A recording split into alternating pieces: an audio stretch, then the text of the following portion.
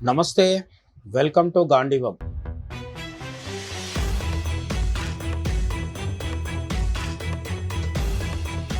X army chief, భారతదేశ సైన్యానికి అధిపతిగా ప్రధానాధికారిగా పనిచేసిన MM Naravane.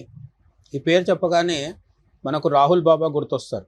Rahul Gandhi parliament floor పైన అసందర్భంగా నరవణే రాసిన బయోగ్రఫీ, తన జీవిత చరిత్ర, తన బయోగ్రఫీని, ఆత్మకథని ప్రస్తావిస్తూ అప్పటికి పుస్తకమే విడుదలవ్వకున్నా పుస్తకంలో ఏదో ఉందంటూ ఆ మధ్య రాహుల్ గాంధీ బాగా గొడవ చేశారు.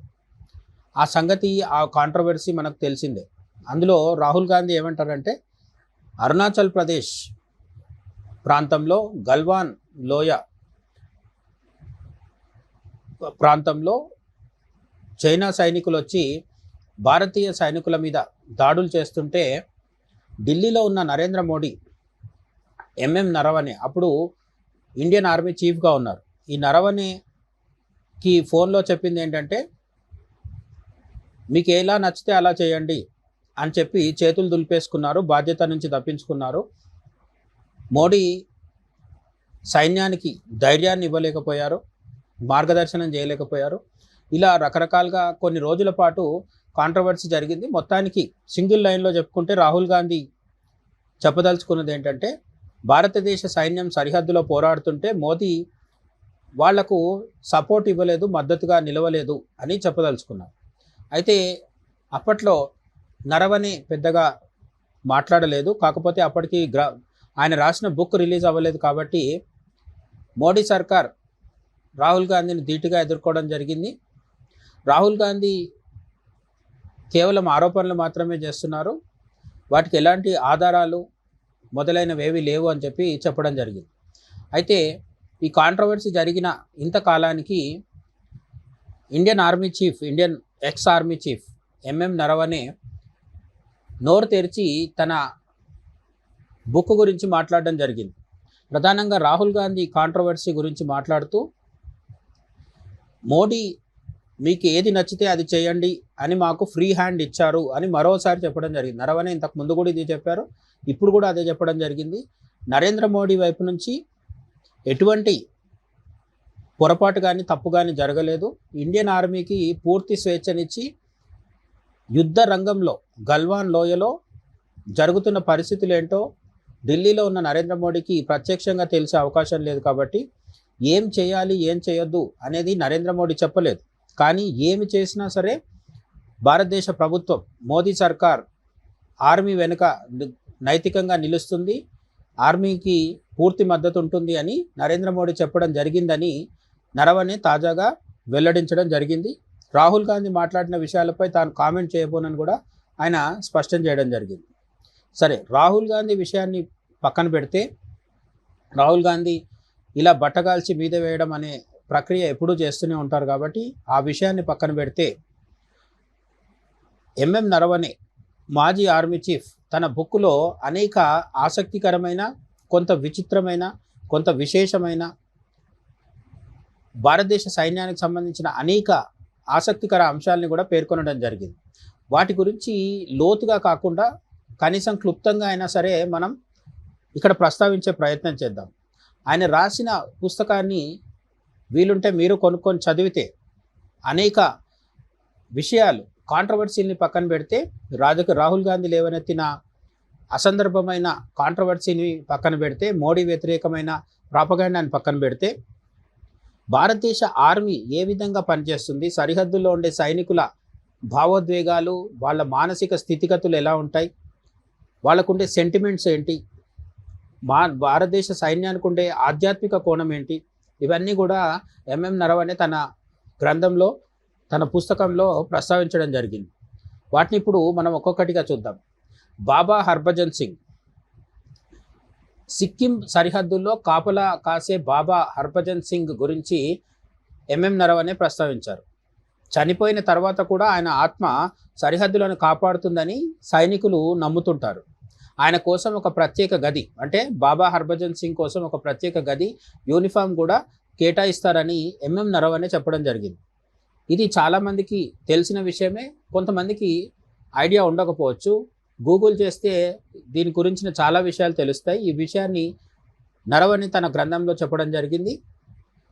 ఒక మాజీ ఆర్మీ చీఫ్ కూడా చెప్తున్నారంటే ఇందులో నిజానిజాలేంటో మనకు బుక్స్ చదివితే మరింత లోతుగా తెలిసే అవకాశం ఉంది.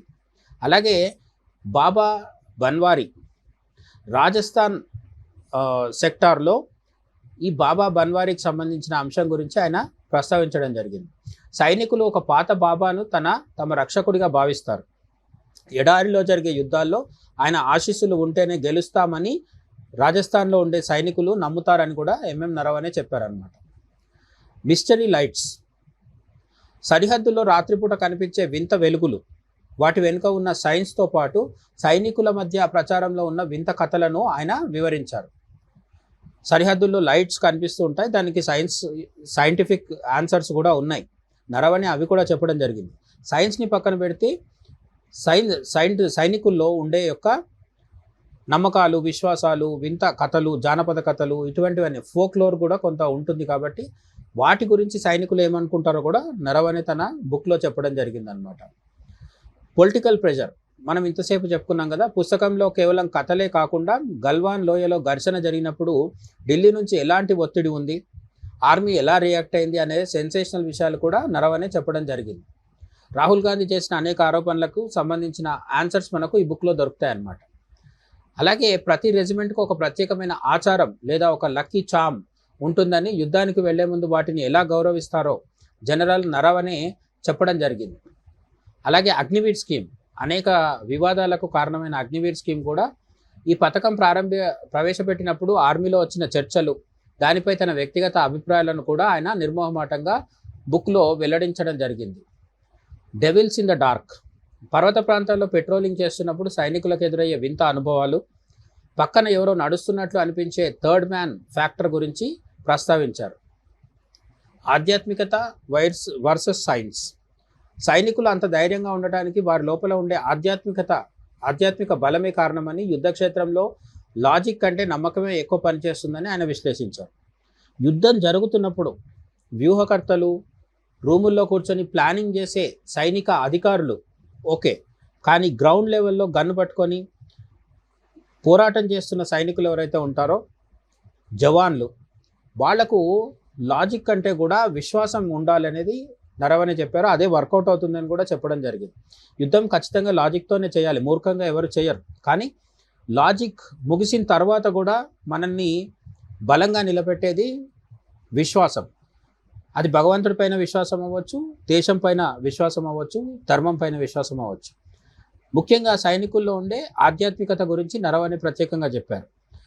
ఒక్కొక్క రెజిమెంట్కి ఒక్కొక్క నినాదం, జై శ్రీరామ్ కావచ్చు, బజరంగ్ బలి కావచ్చు, ఇటువంటివి మన వాళ్ళకి ఒక్కొక్క ప్రాంతంలో ఉండే సైన్యానికి ఒక్కొక్క రకమైన రణ నినాదం, హర్ హర్ మహాదేవ్ కావచ్చు, ఇవన్నీ ఉన్నాయి.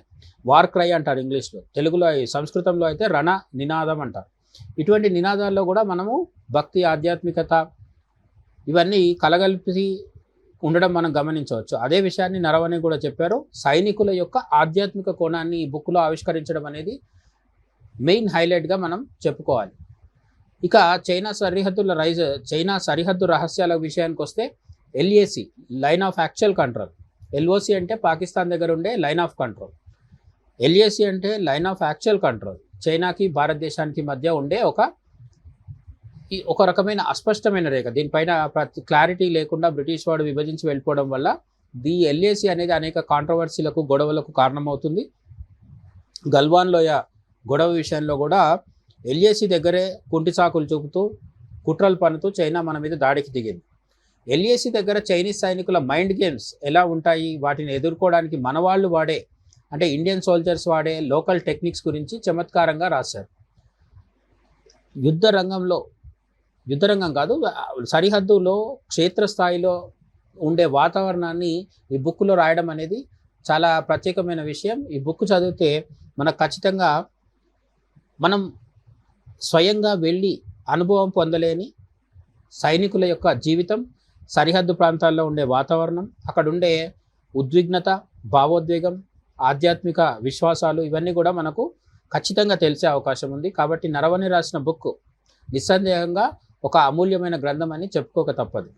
ఈ పుస్తకం కేవలం ఒక ఆర్మీ ఆఫీసర్ జ్ఞాపకాలు మాత్రమే కాదు, భారతీయ సైనికుడి గుండెల్లో ఉండే భక్తి, భయం, అంకిత భావానికి కూడా అద్దం పడుతుంది అని మనం చెప్పుకోవచ్చు. సో ఎంఎం నరవణే రాసిన పుస్తకాన్ని మీరు చదవబోతున్నారా? అలాగే ఎంఎం నరవణేకి సంబంధించి రాహుల్ గాంధీ చేసిన కాంట్రవర్సీ పైన కూడా మీ ఒపీనియన్ ఏంటో కామెంట్ సెక్షన్లో చెప్పండి. మరో వీడియోలో తప్పకుండా కలుసుకుందాం. జై హింద్.